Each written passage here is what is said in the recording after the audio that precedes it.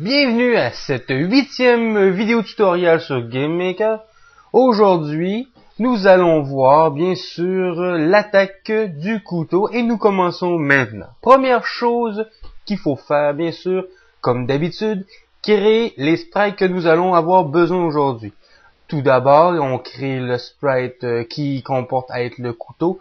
C'est très important de chercher sur internet les différentes armes que les Belmont utilisent, les classiques, couteau, hache, croix, eau bénite, et montre pour soit ralentir le temps ou complètement arrêter le temps.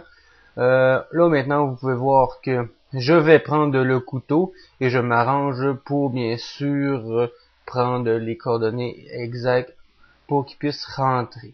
Par la suite, c'est bien important d'en faire deux. Il y a le couteau de droite et le couteau de gauche. Certains éléments de certains projectiles, vous n'aurez pas besoin d'en créer deux. Admettons comme des boules de feu qui tournent, qui soient dans un sens ou l'autre, ça dérange pas. Mais dans certains objets, la plupart du temps, étant donné que c'est un jeu de scrolling, et je le dis souvent, il faut avoir les éléments soit de gauche et de droite. Et dans ce cas-ci, il faut faire les deux sprites du couteau qui est de droite et de gauche. Et c'est toujours la même procédure. Si vous avez bien vu les vidéos tutoriels précédentes, ben vous savez déjà comment procéder. Vous avez juste à regarder la vidéo en même temps. Par la suite, il faut créer bien sûr l'objet. C'est la même chose. Il faut créer deux objets, l'objet de gauche et l'objet de droite. Très important de faire en sorte que l'objet soit solide, parce que dans la prochaine vidéo, je vais vous montrer comment bien sûr créer un contact avec un ennemi. Et c'est très important que bien sûr l'objet soit solide. Par la suite, on va créer le sprite qui concerne Simon Belmont dans l'action d'attaquer. Bien sûr, comme d'habitude, il faut avoir les feuilles. On me demande souvent où est-ce que je trouve mes images. J'ai des liens sur mon site internet www.secondart.com. Vous pouvez aller voir. J'ai mis 2 liens, 3 liens dépendamment pour avoir les sprites. Bien sûr, sur internet, vous pouvez chercher sprite, Castlevania et vous allez quand même accéder à certains sites. Dans ce cas-ci, je prends Simon Belmont qui a déjà l'action de fait.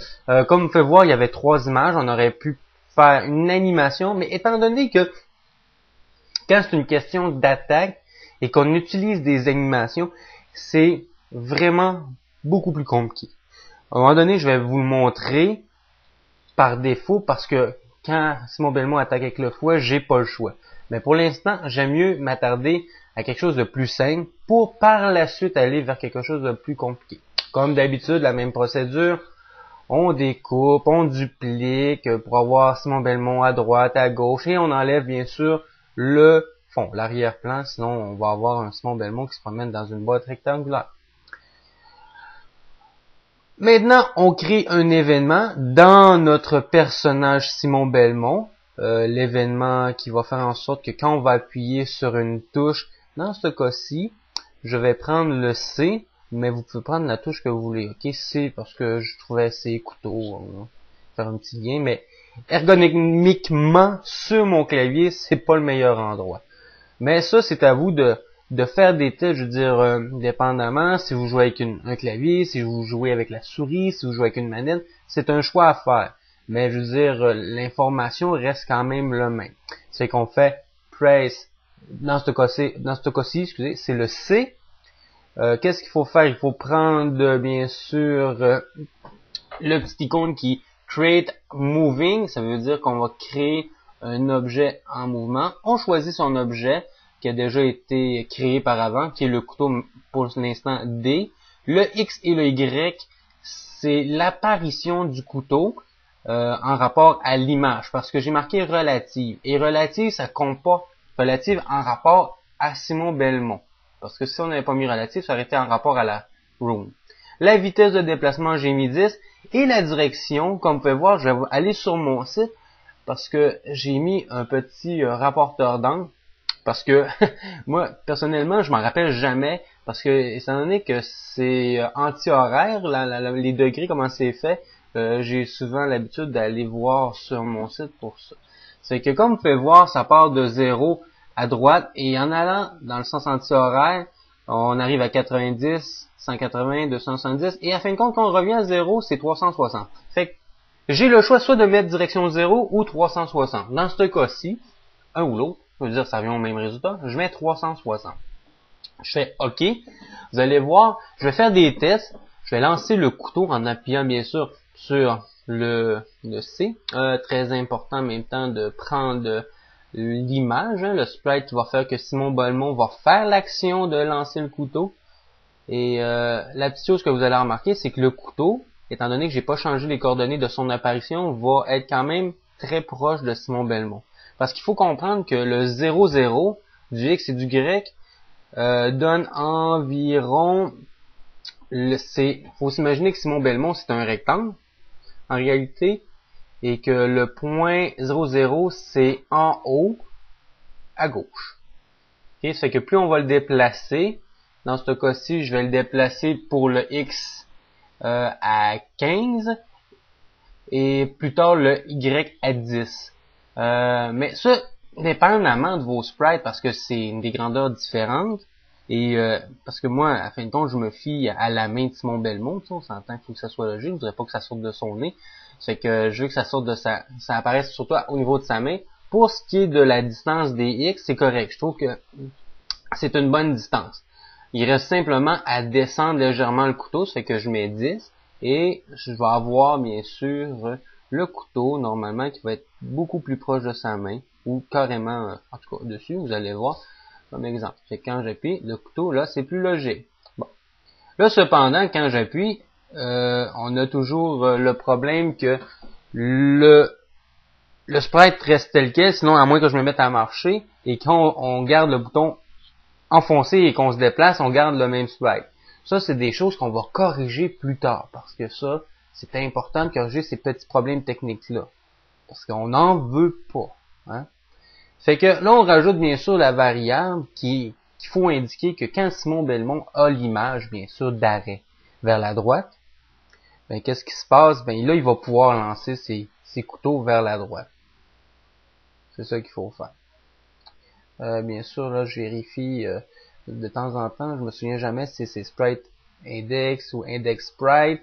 Fait que là, je vais aller le copier dans mes anciennes informations que j'avais mis.